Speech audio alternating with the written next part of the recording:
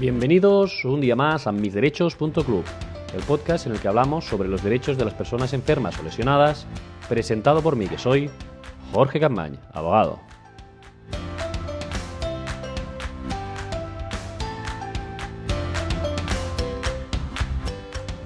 Muy buenos días en este martes 15 de enero de 2019 y en el segundo episodio en el que hacemos una entrevista a un doctor. Es el episodio número 69 de misderechos.club y vamos a entrevistar hoy al doctor Lázaro.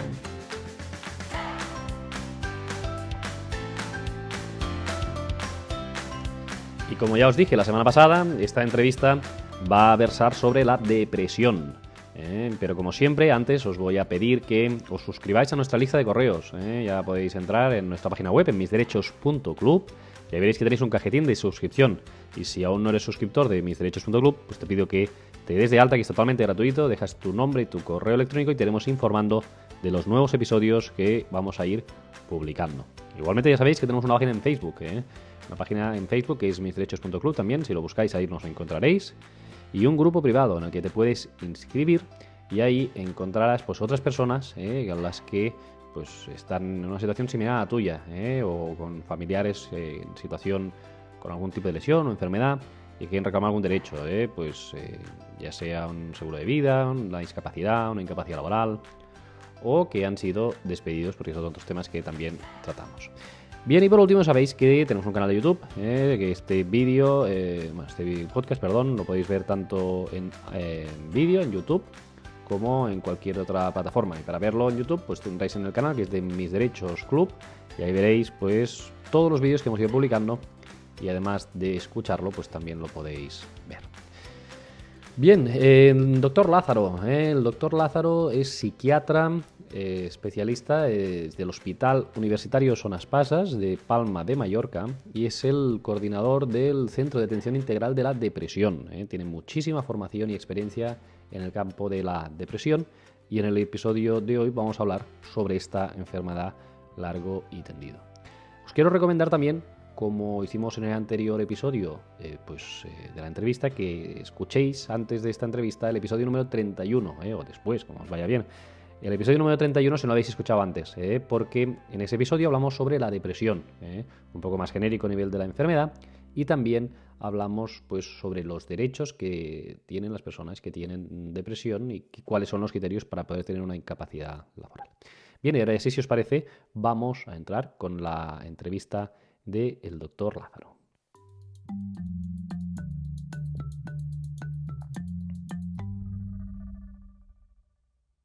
Muy bien, pues hoy tenemos en misderechos.club el placer de contar con el doctor Lázaro, Miguel Lázaro, psiquiatra, especialista en depresión y es psiquiatra perteneciente al Hospital Universitario Son Espases y coordinador del Centro de Atención Integral de la Depresión. ¿Qué tal? ¿Cómo estamos? ¿Qué tal? Buenos días, Leoma. Buenos días. Bien, en la entrevista de hoy queremos hablar sobre la depresión y nos gustaría que desde el punto de vista clínico y existencial nos pueda explicar qué es la depresión. Hombre, la depresión es una enfermedad. Es una enfermedad que así debe ser reconocida y es una enfermedad que es una de las enfermedades que más sufrimiento emocional provoca en el paciente, en la familia. No hay que olvidar que los pacientes deprimidos tienen familia y que estos familiares lo pasan muy mal viendo sufrir a su padre, a su madre, en fin, a su pariente, ¿no? Y además con muchísima impotencia para poder ayudarle, sobre todo si la depresión es de larga duración, ¿no? Y luego tiene unos costes indirectos a nivel social muy importantes. La depresión es una de las causas más frecuentes de depresión y unos gastos en forma de hospitalizaciones, en forma de bajas laborales, digamos que son muy importantes, ¿no? Pero evidentemente no es solo una experiencia personal. No solamente lo sufre y la sufre de forma muy importante el paciente, porque evidentemente la depresión afecta a la forma de pensar, la forma de sentirse y la forma de actuar, sino no hay que olvidar que la depresión explica un porcentaje muy elevado de la complicación más grave que tiene, valga la redundancia, la depresión, que es el suicidio, ¿no? Entonces es una enfermedad prevalente, una enfermedad que la OMS ya dice que el 2020 va a producir pues casi más que otro tipo de enfermedades, que sobre todo que las cardiovasculares, una gran discapacidad. Y lo que está claro es que la clave es, puesto que no podemos actuar en su origen, si no se puede hacer prevención primaria, hay que actuar sobre todo en la prevención secundaria, que sería detección precoz y tratamiento adecuado para los enfermos deprimidos. Correcto. Y en cuanto a la depresión, ¿existen varios tipos de depresión? Sí, hoy se considera que existen varios tipos de depresión. Básicamente serían lo que se llama la depresión mayor o la llamada antes depresión endógena, ¿no? Que tiene que ver sobre todo con factores neurobiológicos cerebrales. Luego habría una depresión reactiva, que son lo que se llama los trastornos adaptativos, que son reactivos a estresores psicosociales. Luego habría otro tipo de depresión, que es la depresión bipolar, en la cual el enfermo deprimido tiene fases de euforia que se llaman de manía o de hipomanía, que es una euforia más limitada que alterna con las fases depresivas. Y luego, evidentemente, hay depresiones ligadas a muchas enfermedades crónicas. Hay una depresión que se llama la depresión atípica, que suele cursar sobre todo entre noviembre y la primavera, que afecta más a las mujeres con síntomas atípicos de depresión. Y luego existe lo que se llama una distimia, que es una depresión más crónica ligada a factores de la personalidad y ligada sobre todo a esquemas cognitivos distorsionados, con baja autoestima y con una gran hipersensibilidad al rechazo y con elementos psicológicos que hacen que esta depresión, el abordaje sea más psicoterapéutico que antidepresivo, ¿no? Las causas de la depresión, eso sí que está claro, es de una etiología multifactorial. Como a la mayor parte de las enfermedades mentales, influyen factores genéticos, factores biográficos, factores psicológicos o de la personalidad y factores del contexto, en forma de un contexto en el cual se pueden acumular estresores psicosociales de forma crónica, o puede haber acúmulo a estresores agudos, como puede ser una ruptura, un duelo o bien el paro. Y en cuanto a esa etiología que nos dices que es multifactorial, ¿hay alguna edad o alguna fase en la vida en la que sea más fácil desarrollar depresión? ¿O no? La depresión mayor y la distimia sabemos que se da más en mujeres que en hombres. Por cada hombre son 4 mujeres. Va ligado más a factores hormonales, a factores psicosociales, a factores que tienen que ver con el rol de las mujeres, ¿no? A este nivel, ¿no? Y luego, por otra parte, las depresiones, llamámosle endógenas, tienen más influencia estacional y va ligada a la herencia, ¿no? Sobre todo la depresión bipolar, que va muy ligada a la herencia. La depresión, por otra parte, es una enfermedad que se da muchas veces de forma comórbida o simultánea con los trastornos de ansiedad, y también en el hombre con conductas ligadas a ingesta alcohólica o ingesta de tóxicos. Pero es verdad que la herencia genética es importante, de forma que si tú tienes familiares de primer grado, ¿no?, que serían padres o abuelos, que tienen cuadros depresivos, evidentemente tú tienes más riesgo de padecer depresión. No es que sea una herencia, digamos, al 100%, ¿no?, predominante en el sentido de que heredas, pero realmente es verdad que hay más factor de riesgo y tú heredas la vulnerabilidad a tener depresiones. Las depresiones, la mayor parte de ellas con tratamiento, el 80% se curan, pero es verdad que no tratamos la vulnerabilidad a la depresión, con lo cual las recaídas pueden ser frecuentes. Claro. Y en cuanto nos comentabas que existen distintos tipos de depresión, ¿es posible que se evolucione de un tipo de depresión y se pase a otro estado? Es decir, a lo mejor de un trastorno adaptativo pasar a un trastorno de depresión mayor, o de una distimia a una depresión mayor. Evidentemente, un trastorno adaptativo podría en su evolución convertirse en una depresión mayor. Una distimia, por ejemplo, en su evolución crónica puede hacer lo que se llama una depresión doble, con una superposición de episodios depresivos mayores ligados a factores de estrés o incluso a cambio estacional, ¿no?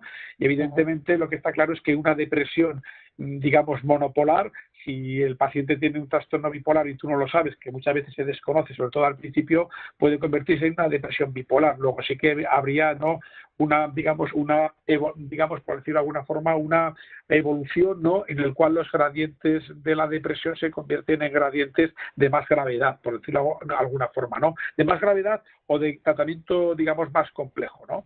No es lo mismo tratar una depresión monopolar, en la cual el enfermo solo se deprime, que una depresión bipolar, que es más complicado, ¿no? Claro, me imagino. Y en cuanto al diagnóstico, a esa labor que hacéis los psiquiatras, ¿cómo se diagnostica a una persona con depresión? Pues el diagnóstico es tan sencillo como una mesa, una silla, el paciente enfrente, la escucha activa, mirar lo que el paciente te dice, sobre todo mirar también su comunicación no verbal, ¿no? Y simplemente una depresión se puede diagnosticar, vamos, la puede diagnosticar cualquier persona. La cara es el espejo del alma, ¿no? Que se dice habitualmente, ¿no? Todo el mundo detecta si una persona está deprimida o triste, pero vamos, el médico de cabecera o el psiquiatra, la depresión se detecta muy fácilmente a través de la entrevista clínica. No valen en la depresión, los psiquiatras no tenemos para todavía indicadores de alguna forma bioquímico o de neuroimagen, ¿no? Que nos hagan, digamos, diagnosticar la depresión, y se basa prácticamente en la entrevista que tenemos con el paciente, digamos, pues cuando lo diagnosticamos, ¿no? O sea, que es mirarle a la cara, digamos, y hacer, digamos, y una serie de preguntas que son entre 10 y 15 preguntas, ¿no? Y una vez el psiquiatra llega a la conclusión de que una persona padece depresión, ¿qué tratamiento, qué herramientas tiene el psiquiatra para poder el siguiente paso es decírselo al paciente, ¿no? Desculpabilizarle, ¿no?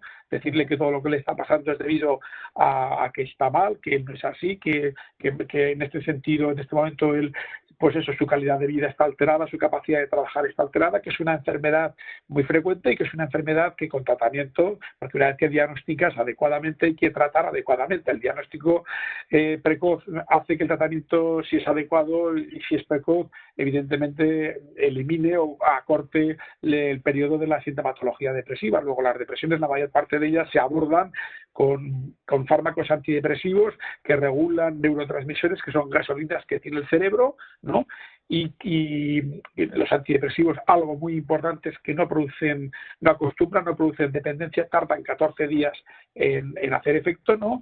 Muchas veces hay que asociar algún fármaco para bajar la ansiedad, porque muchas depresiones conllevan un estado de ansiedad, de inquietud, de taquicardia, de palpitaciones, de sensación de algo, es decir, síntomas digamos, que empeoran, digamos, la sintomatología característica de la depresión, que se basa en tristeza y en la pérdida de interés o de experimentar placer en situaciones cotidianas.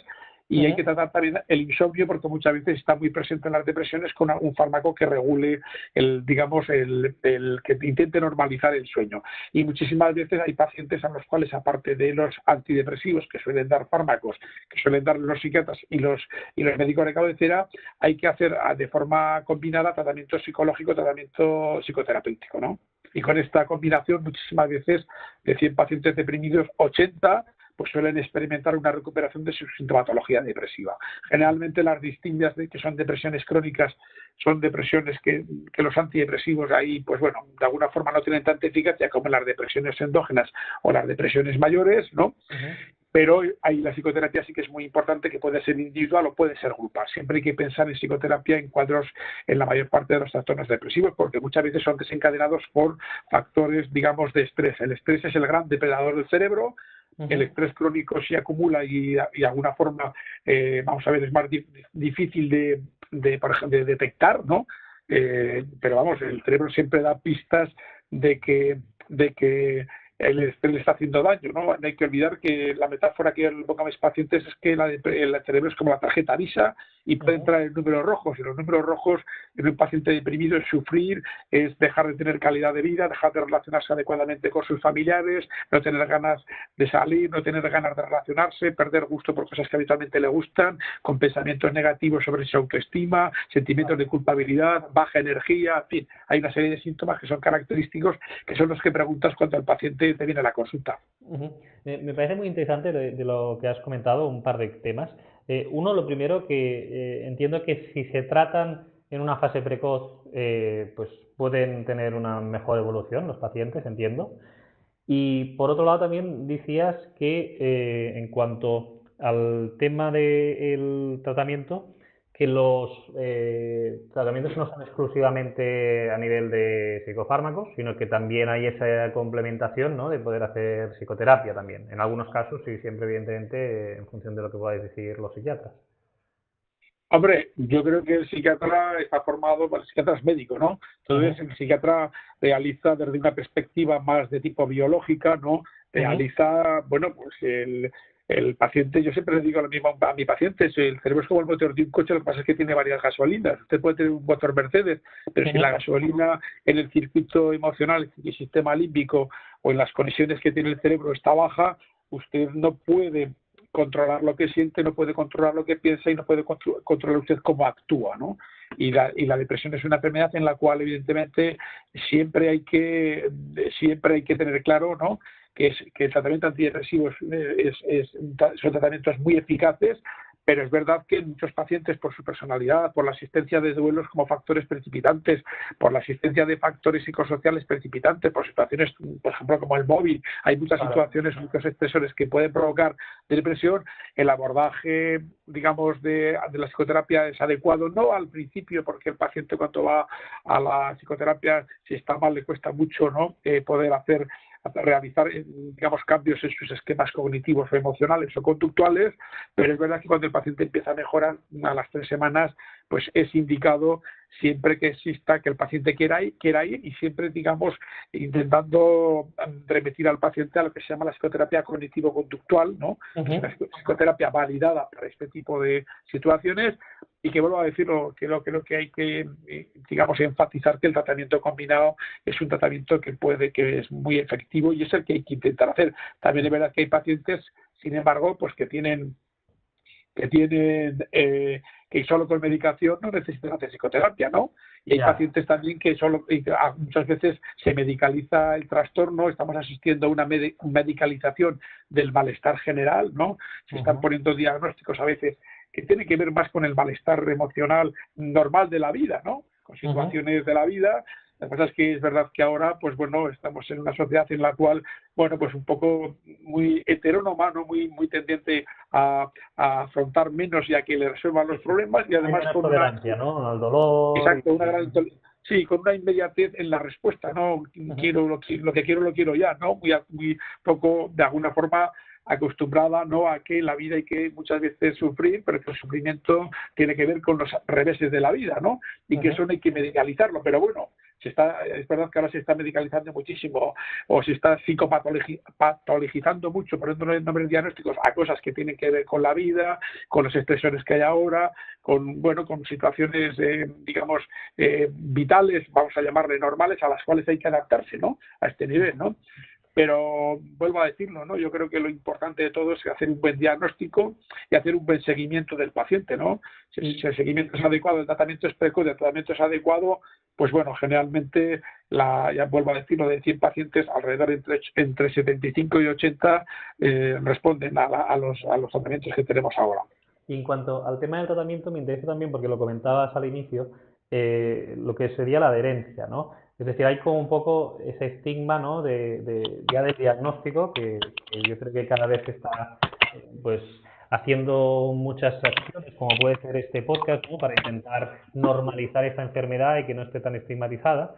Pero ¿hay estadísticas de la adherencia al tratamiento? Es decir, de cuánta gente realmente cumple el tratamiento farmacológico bien. Entonces, mira, generalmente en la adherencia terapéutica, que es clave porque el antidepresivo funciona si uno se lo toma, si no se lo toma, no funciona. En la adherencia terapéutica, generalmente, si la relación con el paciente es adecuada, si hay una accesibilidad y una disponibilidad como toca del profesional, y si además hay una supervisión y un seguimiento, yo, por ejemplo, hago seguimientos con mis pacientes a través del WhatsApp, ¿no?, o a través del FaceTime. Eso funciona muy bien. Porque me verdad que los medicamentos se toleran bien, pero puede haber efectos secundarios que siempre hay que tener presente. Por eso hay que elegir bien un antidepresivo eficaz y que se tolere bien. Por ejemplo, hay antidepresivos que producen aumento de peso o disfunción sexual. Claro, eso a veces es difícil, ¿no?, de poder mantener la medicación, porque uno, estando bien, bueno, pues piensa, porque yo no puedo tener relaciones sexuales satisfactorias o porque he aumentado de peso. Entonces hay que hacer una buena elección del antidepresivo, eso está claro, ¿no? Y la adherencia terapéutica es un proceso dinámico. Generalmente en la depresión hay un tercio que cumplen al principio, otro tercio que no cumplen y un tercio, digamos, que pasan de no cumplir a cumplir o viceversa, ¿no? Pero vamos, la adherencia terapéutica es clave y la debe tratar la debe trabajar el médico de cabecera, la debe trabajar el psiquiatra a través de la relación con el paciente, escuchando además qué es lo que el paciente quiere, dándole, digamos, autonomía en la toma de decisiones, o mejor dicho, toma de decisiones compartida, ¿no? Claro. Y de alguna forma consiguiendo que el paciente, digamos, construya su adherencia, ¿no? Porque evidentemente la adherencia es clave y la construye el paciente, ¿no? Nosotros podemos seleccionar el antidepresivo, pero es el paciente el que tiene la responsabilidad primero debe de comprender qué le pasa, debe ser informado, debe saber que es, digamos, debe ser desculpabilizado, debe de aceptar que eso que le pasa es lo que, digamos, que no es él, sino la enfermedad la que hace comportarse y sentirse de forma anómala y con un gran sufrimiento. Y luego yo creo que, bueno, que aquí es clave, vuelvo a decirlo, la relación médico-paciente y la alianza terapéutica que se establece entre el psiquiatra y el paciente, ¿no? Trabajar la alianza terapéutica es clave, pero no solamente en la depresión, sino en cualquier enfermedad crónica, ¿no? Y eso hay que trabajarlo, y los médicos en este sentido saben que la alianza terapéutica es fundamental. A través de la relación se da medicación, pero también se dan consejos y también se propone un estilo de vida adecuado, una alimentación adecuada. Es decir, es la relación es el vehículo a través del cual se da la medicación y a través de la cual el paciente tiene que comprometerse, ¿no?, a construir el tratamiento y a tener una buena adherencia. Eso, me gustaría también preguntarte por esto que nos decías ahora al final, que es los consejos que se le puede dar a una persona que está siendo tratada por una depresión, más allá evidentemente de cumplir el tratamiento farmacológico y de esa educación que nos comentabas, ¿no? En el sentido de decir, bueno, pues que si la medicación produce efectos secundarios, pues que se le comunique al doctor, y del mismo modo que sepan, ¿no?, que tengan la formación, ¿no?, que a lo mejor hay gente que no toma las pastillas, pero no, que si no luego me voy a acostumbrar, ¿no?, o luego no me harán nada, ¿no? Pues esto que tampoco Bueno, se eso puede, es clave. Entonces, Primero es clave hacer lo que se llama consejos psicoeducacionales, ¿no? uh-huh. ¿Qué es la depresión? ¿En qué consiste? Que no es un problema de su voluntad. Siempre hay que desculpabilizarlo. Nunca un paciente deprimido tiene que pedir perdón, tiene que pedir ayuda, que es lo que toca, ¿no? Y él tiene también que saber qué debe de hacer. Muchos pacientes te lo preguntan, ¿y qué puedo hacer para estar mejor? Pues ahí lo más importante es hacerle ver que los antidepresivos son fármacos que no le dan lo que él no tiene, que va a regular, digamos, estas gasolinas que tiene el cerebro, que están bajas, ¿no? Y que evidentemente cuando vuelva a recuperarse volverá a estar como es él. Siempre hay que dar esperanza, está claro, ¿no?, para que el paciente se va a recuperar. O sea, el paciente, cuando tú lo conoces que viene con una depresión, no está como es él, ¿no? Y entonces el paciente volverá a estar bien, digamos, cuando de la depresión se ha recuperado. Y aquí está claro que hay una muleta que tiene que ser, digamos, que tiene que apoyarse en ella de forma temporal y transitoria, y esta es la medicación, ¿no? Medicación que tarda 2 semanas en hacer efecto, que no acostumbra, que no produce dependencia, que puede tener algún efecto adverso, que siempre el paciente tiene que tener suficiente accesibilidad al psiquiatra para que se lo pueda comentar, ¿no? Siempre hay que tratar de entrada el insomnio que existe en la mayor parte de las depresiones, y además el efecto es inmediato de la medicación, y también siempre se debe dar a veces de forma temporal medicamentos que bajen la ansiedad, porque evidentemente los antidepresivos tardan 2 semanas en hacer efecto. Luego hay que dar algo para intentar, digamos, quitar un sufrimiento que es estéril, que el paciente no tiene que tener, y que de alguna forma le va a ayudar en el trayecto, en el camino de esas 2-3 semanas, que digamos que el fármaco, de estos 14 primeros días, que hay una latencia de la respuesta antidepresiva, ¿no? Y luego hay que hacer un seguimiento. Lo que pasa es que luego en la depresión el tratamiento hay que hacerlo mínimo entre 8 meses y 1 año, según dice la OMS, y en pacientes que han tenido varios episodios depresivos, evidentemente el tratamiento debe de ser durante más años, ¿no? Yo, por ejemplo, hago prevención de la depresión en pacientes que tienen, digamos, recaídas en primavera y en otoño, y nunca hay que olvidar que el enfermo deprimido, al principio y en las primeras entrevistas, siempre hay que preguntarse si el paciente tiene ideas de hacerse daño, ideas de muerte, si ha pensado en hacerse daño. Es decir, hay que hacer siempre una evaluación del riesgo suicida. Eso es fundamental, porque si el paciente tiene una depresión con riesgo suicida, es varón, y además toma alcohol, yo te pongo aquí los 4 factores, digamos, de más riesgo, el paciente debe ser hospitalizado, ¿eh? Claro. No, por supuesto. Bien, pues ahí quedan esos consejos, más allá de la medicación y tener esa medicación como muleta fundamental, pero que la persona también debe intentar, ¿no?, desculpabilizarse y mirar hacia adelante para superar ese periodo. Sobre todo el paciente, sobre todo esto debe de ser parte de la primera entrevista con el médico, ¿no? Siempre hay que desculpabilizar a los pacientes. Uno no está enfermo porque quiera. O sea, Claro. yo quiero, pero no puedo. O sea, si tú tienes tus neurotransmisores cerebrales en el sótano, ¿vale? Tu serotonina en el sótano, ¿no? Ahí ya sabemos el nombre de varias antidepresivos. Si tú lo tienes en el sótano, por mucho que corras, que comas, tengas una alimentación adecuada, que cuide tu intestino, no vas a mejorar. Porque el ánimo es un producto del cerebro y eso hay que tratarlo, ¿no? Entonces el paciente nunca hay que culpabilizarlo. No sé si antes he dicho, siempre hay que desculpabilizarlo, ¿no? Él no es culpable de estar mal. Él es responsable de colaborar contigo y de comprometerse con la medicación. Esto sí, pero no es culpable de estar mal, como tampoco es culpable de ser obeso o tampoco es culpable de muchas cosas, ¿no? Y tendemos muchas veces a estigmatizar a los pacientes en psiquiatría es lo que los pacientes sufren por el estigma que la sociedad pone en ellos, es un sufrimiento añadido y eso es muy injusto y siempre hay que combatirlo. El estigma discrimina, el estigma agravia, hace que las personas incluso las bajas por depresión tengan que ocultarlas, ¿no? Y eso evidentemente hay que combatirlo, ¿no? Por eso hay que intentar, la palabra estigma tiene una G en medio, pues si tú quitas la G queda estima. Eso es lo que hay que hacer con los pacientes que tienen depresión, ¿no? No estigmatizarlos, sino precisamente ayudarlos. Y el papel de la familia es fundamental, eso está claro. Muy bien. Y ya por último, y para no robarle más tiempo al doctor Lázaro, me gustaría preguntarte sobre el estado de la investigación científica en la depresión. ¿Qué líneas de investigación hay abiertas? ¿Se está avanzando? ¿Cómo está actualmente la investigación? Hombre, yo creo que la investigación ahora está muy bien, se está avanzando en todos los procesos que tienen que ver con el cerebro, también en el Parkinson, también en el Alzheimer, enfermedades neurológicas, que duda cabe que el cerebro es objeto de muchísima investigación y que los resultados, digamos, irán viniendo poco a poco, pero irán viniendo. En la depresión también, En la depresión también se está investigando más en la etiología, en la etiología neurobiológica, en lo que pasa no solamente con los neurotransmisores, sino también con otro tipo con las señalizaciones que hay a nivel cerebral, con proteínas que pueden estar ahí involucradas. Y bueno, los avances, claro, evidentemente tienen que ser, servir, ¿no? Por ejemplo, en Estados Unidos va a empezar ya a venderse un antidepresivo que regula un neurotransmisor que se llama el glutamato, que hasta ahora no teníamos, vamos a llamarle así, medicamentos para poder regular este neurotransmisor, y este neurotransmisor lo bueno que tiene es que este antidepresivo va a tardar solo entre 24 y 48 horas en hacer efecto, es de una eficacia muy,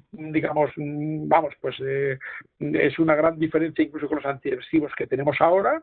Y evidentemente es un antidepresivo que estamos esperando como agua de mayo que venga, porque creo que va a ser otro fármaco más dentro de el arsenal terapéutico que tenemos los psiquiatras. Ahora han salido dos nuevos antidepresivos.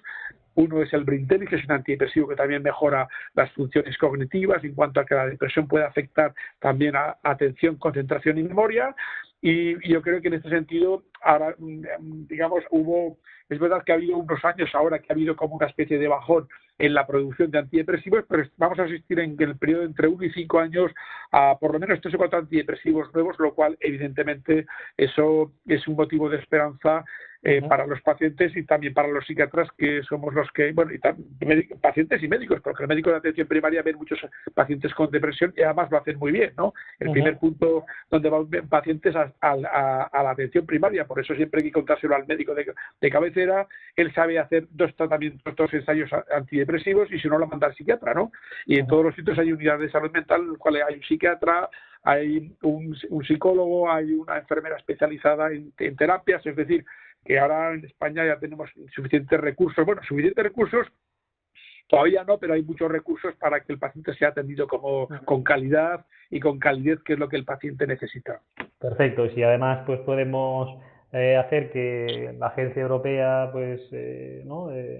haga que se puedan usar estos medicamentos también que están en Estados Unidos. Bueno, claro, nuevos, la gente, sí, eso está claro. Aquí estamos dentro de lo que se llamaría, como tú bien dices, la agencia europea que que regula la medicación, ¿no? Pero bueno, generalmente es en Estados Unidos la FDA, si la FDA le da el placete a un antidepresivo y este nuevo fármaco que el laboratorio Janssen va a sacar que regula hace acción del glutamato, yo creo que lo tendremos muy pronto el año que viene aquí, ¿eh? Muy bien, perfecto. Pues esperaremos así entonces a que nos llegue aquí, que los pacientes con depresión también puedan tener acceso a esta nueva medicación y que los psiquiatras podáis... Bueno, y tampoco, sí, también hay que olvidar, para decírtelo, hay que olvidar que hay tratamientos que no son medicación, que son tratamientos que se dan en los hospitales, que son de una efectividad muy importante en las depresiones graves, en las depresiones psicóticas, en las cuales hay ideas paranoides o hay ideas nihilistas, ¿no? En el cual hay pérdida de contacto con la realidad, y en las depresiones resistentes, que es la terapia electroconvulsiva, ¿no? Que es la terapia, digamos, el famoso electrochoque que se da en los hospitales, que hace que el paciente esté sedado y está sedado, no se entera del tratamiento, y que son tremendamente eficaces en depresiones graves, y esto no hay que olvidarlo, ¿eh? Digo, porque muchas veces hay una leyenda negra sobre este tratamiento y realmente, bueno, pues es una leyenda negra injustificada, es otro de los mitos y de los estigmas de la depresión, porque en enfermos graves es un tratamiento muy, muy, muy eficaz. Y que es totalmente indoloro también, que he dicho, porque también...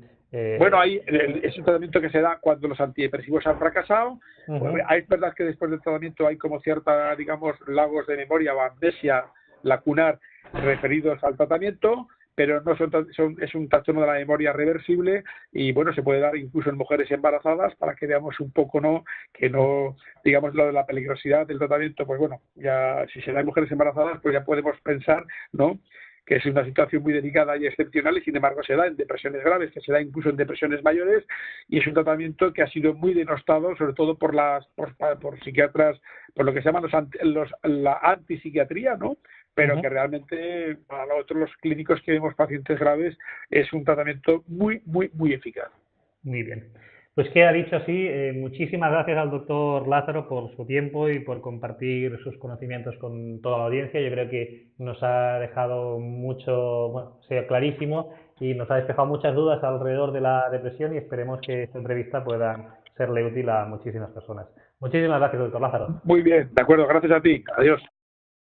Hola de nuevo y espero que os haya gustado esta entrevista que hemos hecho al doctor Lázaro. La verdad es que ha sido muy interesante esas preguntas que le hemos hecho y todas las respuestas que nos ha ido haciendo, y pasamos un rato muy agradable. Por tanto, agradecer de nuevo al doctor Lázaro su tiempo, que es muy valioso para darnos toda esa información a aquellas personas que tenemos interés sobre esta enfermedad, sobre la depresión y en genérica, pues la depresión mayor.